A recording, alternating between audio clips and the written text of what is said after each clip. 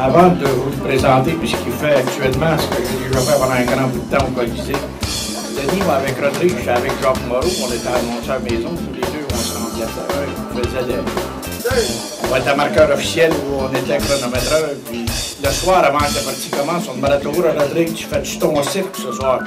Il disait oui.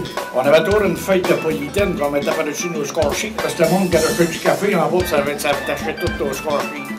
On dit souvent la feuille de polythène. Le prochain de intronisé est comme commentateur sportif. Dès l'âge de 14 ans, Gilles débutait sa carrière à CJMS à Montréal auprès de Rayon Brisebois dans la section sportive. À 16 ans, on lui demande d'aller couvrir l'information à Trois-Rivières, à CJTR. Lui, à 18 ans, en 1969, il s'amenait chez lui à CJSO, à Sorel. Au sport, à la Voix métropolitaine comme chroniqueur sportif et aussi comme directeur des communications des EPRI juniors majeurs pour feu Rodrigue Lemoine.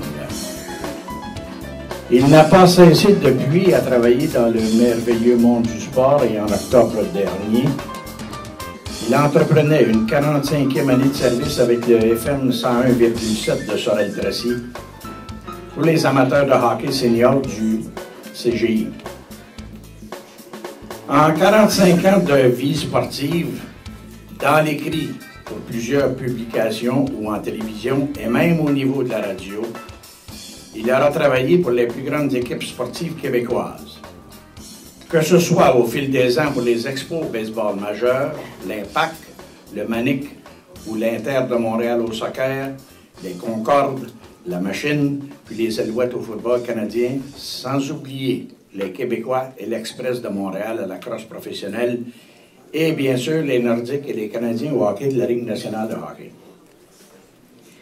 Il a couvert 8 Jeux olympiques pour l'atelier de TVA ou de Radio-Canada, ou même de la radio, sans oublier qu'il est aussi la voix officielle du Marathon international de Montréal depuis 20 ans.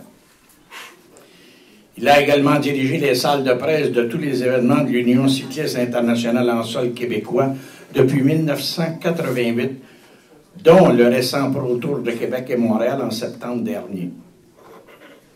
Sa voix a été entendue aux 4 coins du Québec, du Canada, des États-Unis et de l'Europe dans plusieurs radios en description de jeux de hockey de calibre Midget 3A, junior majeur, de la Ligue américaine, de la Ligue nationale et évidemment de la Ligue nord-américaine.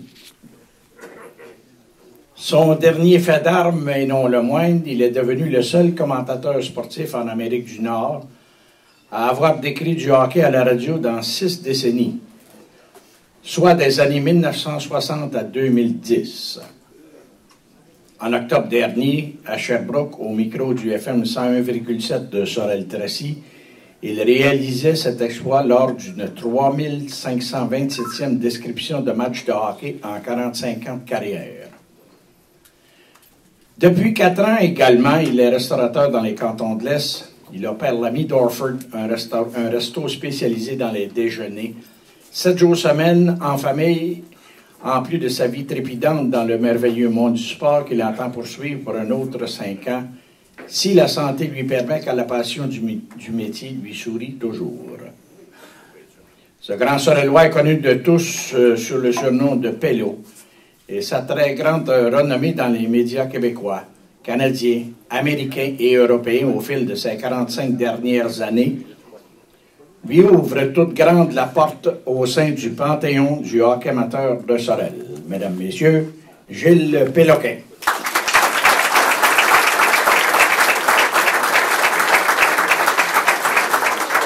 Connaissant Gilles Pello, je n'ai aucune crainte. Je pense qu'il peut vous adresser la parole. Merci, Jean. Je pense que ça va être court parce qu'hier, on m'a fait trop parler au Colisée pour la première fois de l'année. Enfin, on a marqué 9 buts. Enfin, on a gagné un match comme je les aime, comme dans le bon temps du hockey junior avec Denis ou avec Pierre Mondou qui est là, mon fruit national. On a une équipe qui s'en vient à Sorel.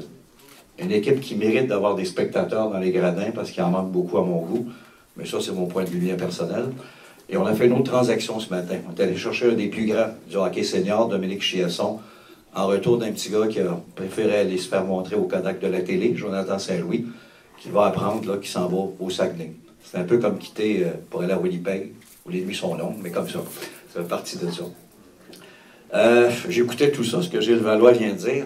Il y a des flashs, hein? Il y a des flashs qui passent, qui repassent. Il y a des gens dans la salle, il y a des souvenirs. Cette bonne nouvelle de m'avoir appelé au cours de l'été et me demander de revenir chez nous, c'était émouvant. Ça a été quelque chose de spécial. Quand je vous parle de flash, j'en vois un là. Quand je vois mon ami Tibi, puis je vois le Palais des Sports, puis ça sortit dans les gradins, que de souvenirs des années 60. Je me trompe pas, hein? Tibi, tu n'avais pas été là pour rien, il y avait une belle femme d'instant, je te comprends. Non, je peux vous dire que c'est plaisant. C'est plaisant de voir tout ce beau monde, de renouer avec les Michel Mongeau, Gilles Cartier, Bertrand Bonne, Laurent Deléné. Il y a mon ami Lequin, il y a mon petit Jean Doyon National qui est là aussi. C'est plaisant depuis octobre, toutes les semaines, de venir à Sorel-Tracy. Comme hier soir, j'étais ici. Je suis reparti ce matin, j'étais au resto. À 1h, je m'emmenais ici. On retourne au resto après faire la caisse. Demain, on va être là, on revient la semaine prochaine.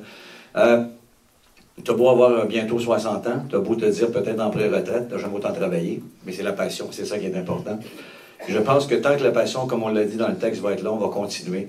Oui, c'était plaisant, 45 ans de carrière radiophonique, de faire grâce à CJSO. Moi, je vais toujours appeler CJSO, même si c'est rendu FM 107. Mais c'est plaisant de pouvoir toujours travailler dans ce beau métier. Et comme chaque semaine encore, il y a 8, 9 stations à travers le Québec qui te demandent tes commentaires, tu en parles, tu as du plaisir. Et ça nous tient en vie, c'est ça qui est important. Puis j'étais ému quand on m'a appelé, que Laurent a fait les premiers pas avec Jean et avec Michel pour dire on voudrait te voir au Panthéon des Sports à Sorel-Tracy. Première réflexion qui m'est passée dans la tête, j'ai dit enfin. On dit souvent t'es pas prophète dans ton pays, parce que ça arrive jamais, tu sais. On t'oublie tout le temps, le petit gars de la place. C'est ailleurs qu'on pense à toi, mais pas chez vous. Pour une fois, c'est pas vrai, ça, t'es pas prophète dans ton pays. Puis je les remercie énormément, puis quand on me demande souvent au restaurant ou partout d'où tu viens, je dis fièrement, je suis un tire-bouchon, moi. Je suis un gars de Sorel. Puis je suis heureux de l'être. Puis merci encore, mesdames et messieurs.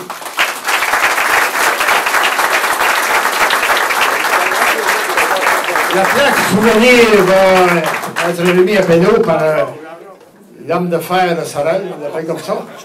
Vous le connaissez, Jean-Georges Champagne.